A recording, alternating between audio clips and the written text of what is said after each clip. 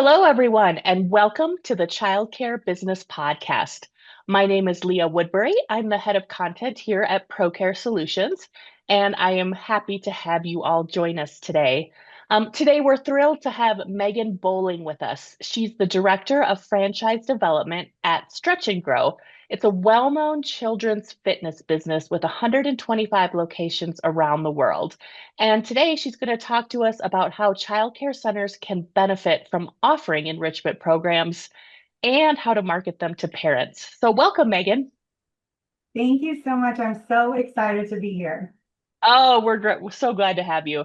So, we always like to start these podcasts by getting a little background on our guests. Can you tell us how you became involved in children's enrichment programming and chose it as your career path? Sure. And I always laugh a little bit when I tell this story because I was quite literally born into it. My mom, Jill, and my dad, Bob, they had me at a later age, and I have seven older sisters and one brother. And Wow. yes, and some of my siblings struggled with health issues, with weight issues. And so when my mom found out she was pregnant with me, she really started to research how to set me up for success and how to implement healthy habits at a very young age, even at that preschool age. And what she found was there really weren't any structured physical education programs in the preschool environment. And so the idea for themed adventure activity fitness program was born. And then my dad was a sales guru. And so he went out in Galveston and tested it on the preschools there. They all said yes. And they began franchising a year later. So I taught classes all through college. And then I went and worked a couple corporate jobs and then ended up back into the family business, missing the kids and the fun, and just our industry is the best. So came back to it in 2016. That's when I started a franchise here in St. Pete, Florida.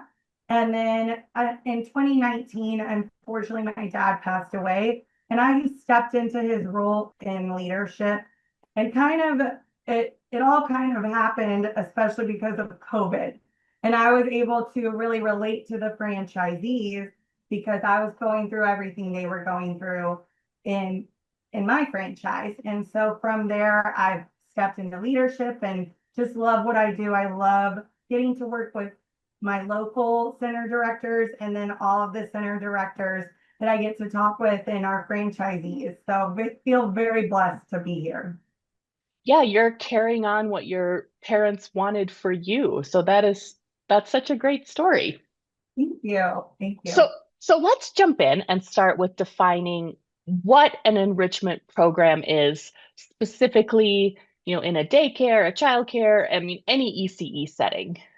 Sure. So an enrichment program is a specialty program. It's really an add-on. It's to enhance the center's curriculum. And it's really different than those core learning objectives that we normally see in the childcare setting. It's going to be things like music, dance, sports. I've seen manners programs. There's all sorts of different enrichment programs, but it's going to be really a different special program and often taught by a specialist or a trained instructor in that enrichment topic. Okay. So which programs do you find are the most popular? Is it sports or dance or something else? And how does that popularity change by age group? That's a great question. Okay. So we offer, and I'm speaking on stretching, but a lot of the enrichment programs. So we offer our programs two different ways. We have a center-wide model, which is where we partner with the school to offer the programs. And then we have our voluntary parent paid model, and that's where the parents sign up for the program, still at the child care center, but it's optional. So for our center-wide program, where everybody participates, hands down, our fitness program is the most popular around the world. Every week we're going on a different adventure. We might be going to the moon or the beach. So it's really fun. And even the teachers sometimes jump in and get some exercise. But then on the voluntary parent paid programs and a lot of the other enrichment programs that we see out in the field, are going to be dance or soccer. We see a lot of soccer. For us, dance is our most popular parent paid program. And we were talking about this a little bit before when my kiddos were in childcare.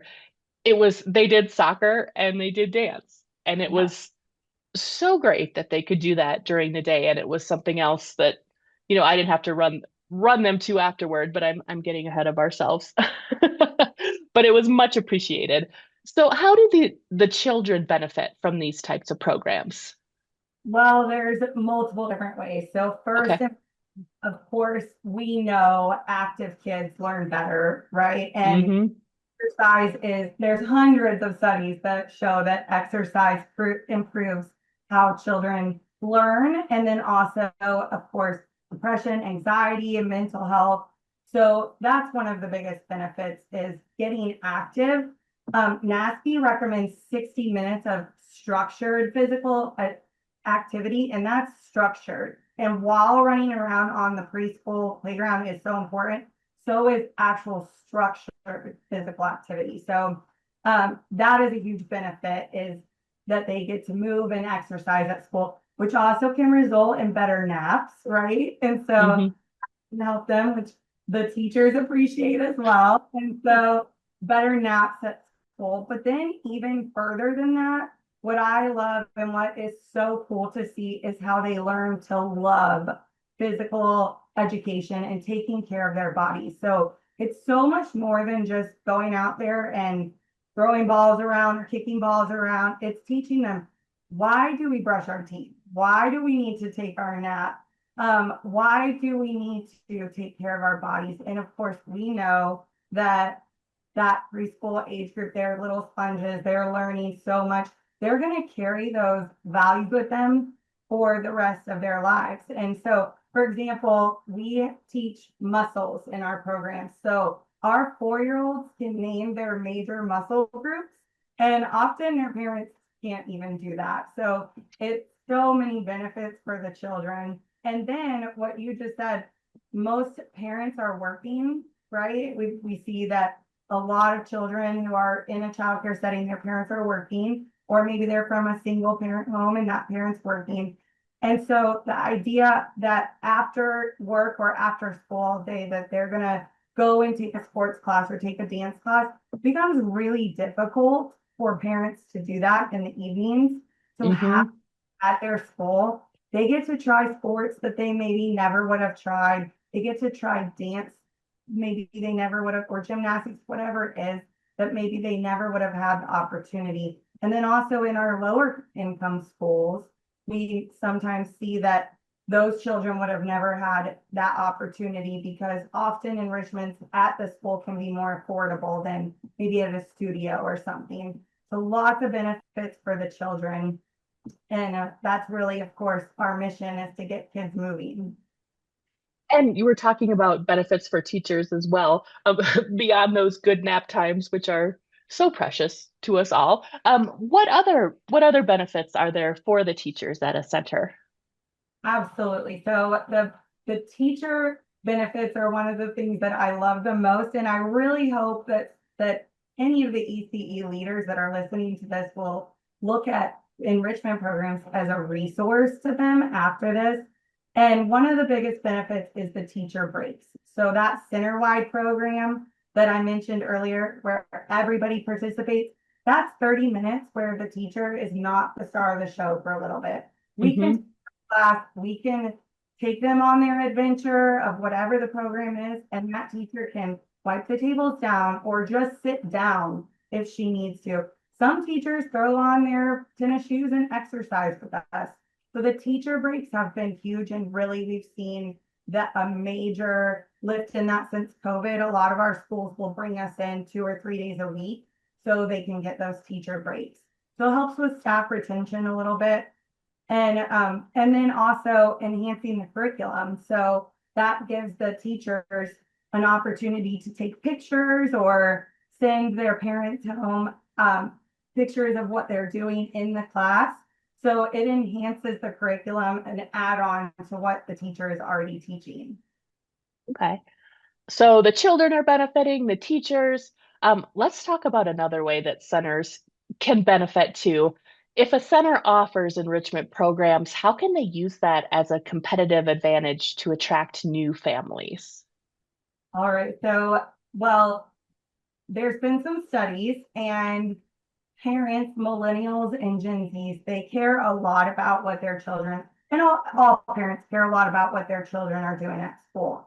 But Hmm. millennials care a lot about experiences for their children.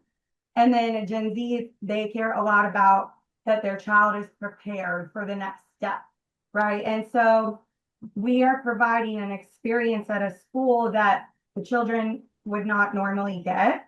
And a lot of the childcare centers that we work with are limited on the field trips that they can take. Hmm. Transportation is an issue. Finding places that are age appropriate are an issue. And so bringing in an enrichment provider and specialist brings that field trip to them. So the parents get excited, and that helps set you apart from your competition. If a child is, or if a parent is touring multiple childcare centers and one is offering a bunch of different enrichment programs and another isn't offering any, that's going to matter to the parents. Hmm. Yeah. So, any tips for marketing these programs, whether to current families or as part of a marketing outreach to bring in new families to the center? For sure. And so any enrichment provider that you partner with should help you with this. They should have marketing collateral that you can use, videos, posters. When a parent walks in for their tour, you should have posters up that show that you have that program provided to you by the enrichment provider. Enrichment providers should make things a lot easier for you. It should be a plug and play. And so they should provide you with flyers to go home and other marketing collateral. They also often will do meet and greets with the parents. We love to be at the back to school nights Hmm. or any other event that the school is doing. And so outreach to the current families is important. And then with parents who are coming in or looking at your center, posting on social media that you have that enrichment program. Again, we provide videos, but you can also take pictures in your class of the program happening. And that's really powerful to showcase the different opportunities that the children will have there. Yeah, I always loved getting the photos. My kids went to a center that used ProCare, so I would get those updates through our childcare mobile app and see, like, yeah, we did spend a little extra money for the soccer program, and look at them have so much fun and learn these new skills. It was really great to see it and validating as well. Absolutely. I have two Yeah, preschool as well, and I love it when I get those pictures. yes. So, and we talked about this a little bit before, like how do these enrichment programs affect retention rates at childcare centers? Can you take a little deeper dive into that? Yeah, I think that we did touch on quite a bit on it, Uh-huh. but as far as it retention for the children.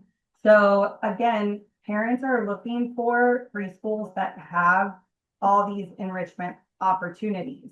And Hmm. so if a child is involved in, let's say, dance, for example, and they're working towards a recital at the end of the year, that's important to them. And that's important to the families that they stay and they're there for that recital. But then also that the enrichment providers are involved in the culture of the school and that they get to know them and the children love them. And so they're like more likely to stay if they're involved in something like that. And we've seen that on just even the cognitive retention, that memory is improved by exercise. And then also the teacher retention, I mentioned earlier too, that giving them that extra break can be a huge difference in their day. Yeah. So, what do you suggest for center owners or directors who are wondering how to incorporate these types of programs into their center and into the days of the children they serve? I have a few suggestions, and I'm going to go into that too in our webinar of how to pick the perfect enrichment program. But the first thing would be to look at your school's culture, look at what you want to offer and what your ideal enrichment provider will be like. And then look around. There's lots of different enrichment providers. Some offer one program, some offer multiple. Decide if you want to offer a variety of things. And then if you want to offer it through one enrichment provider to keep it simple or through a variety of enrichment providers. Then I would look at what are your competitors offering? Are they offering enrichments and what are they offering? And maybe what are the more popular enrichment programs in your area? Okay. And we'll end on what not to do for our final question today. Any common mistakes you see that center leaders should avoid when either starting or continuing these types of enrichment programs? Yes, I thought of one immediately. So often we will go and speak with center directors and they'll want to do a survey for their families about bringing the enrichment provider in, which is great. But my suggestion would be to involve your enrichment provider in that. Let them come in and do demos. Let them help you with the flyer going home. It should not add any extra work onto you to provide these services. And so let the enrichment provider help you with that survey. Let them explain the program to the families. That way, if they have any questions, you're not bombarded with things and it can just be a more smooth process for everybody. Oh yeah, when you don't have to be the middleman. People are asking those specific questions. You're like, just go to the source right away. I like that. Absolutely. I've seen directors get overwhelmed in that situation. I think that look at us as a partner and look at us as a resource. We are here to help you and help your school, not add any extra stress onto you.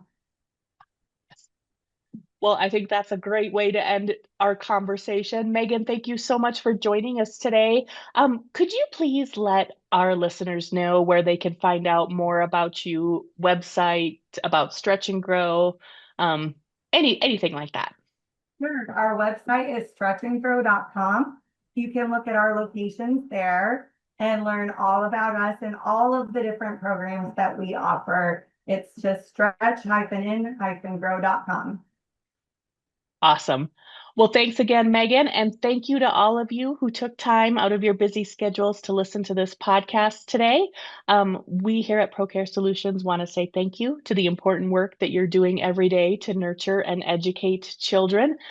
If you do want to learn more about how ProCare can help your center, with covering all the back end things like tuition collection, family engagement, the app, all of these things that can save you this time. We are at procaresolutions.com. Thanks again, everybody, and we will see you next time. Bye.